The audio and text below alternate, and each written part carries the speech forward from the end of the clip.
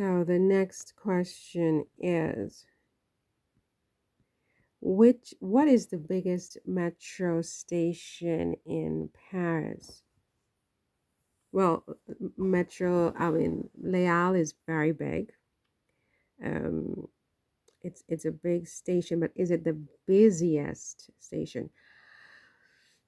It's a very busy station. It's also a very big station, but I would say that Gare de l'Est and Gare du Nord are busier. I would go with Gare du Nord on this one.